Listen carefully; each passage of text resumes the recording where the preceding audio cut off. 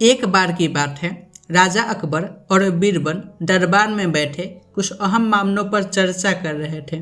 तभी बीरबल ने अकबर से कहा, मुझे लगता है कि ज़्यादातर पुरुष जोरू के गुलाम होते हैं और अपनी पत्नियों से डर कर रहते हैं।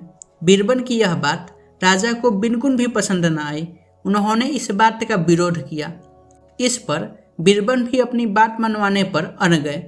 उन्होंने राजा से कहा कि वे अपनी बात को सिद्ध कर सकते हैं, मगर इसके लिए राजा को प्रजा के बीच एक आदेश जारी करवाना होगा।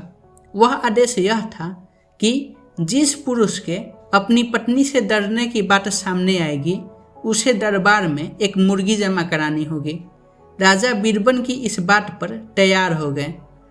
अगले ही दिन प्रजा के बीच आदेश जारी करवाया गया कि अगर यह बात सिद्ध हो जाती है कि कोई पुरुष अपनी पत्नी से डरता है, तो उसे दरबार में आकर बीरबल के पास एक मुर्गी जमा करवानी होगी।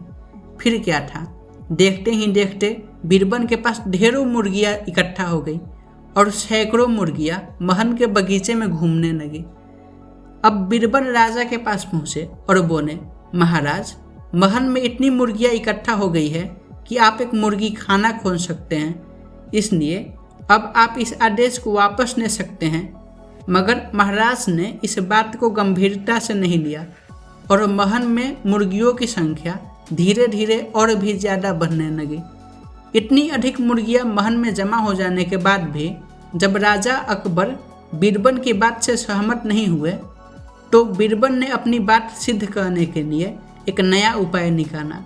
एक दिन बीरबल राजा के पास गए और बोले, महाराज, मैंने सुना है कि पड़ोस के राज्य में एक बहुत ही खूबसूरत राजकुमारी रहती है। अगर आप चाहें तो क्या मैं आपका रिश्ता वहां पक्का कर आऊं? यह सुनते ही राजा चौंक उठे और बोले, बीरबल, तुम एक ऐसी बातें कर रहे हो, महल में पहले से ही 2 महारानियां मौजूद है। अगर उन्हें इस बात की भनक भी लगी तो मेरी खैर नहीं होगी। यह सुनकर बीरबल ने टपक से जवाब दिया, चलिए महाराज, फिर तो आप भी मेरे पास 2 मुर्गियां जमा करा ही दीजिए।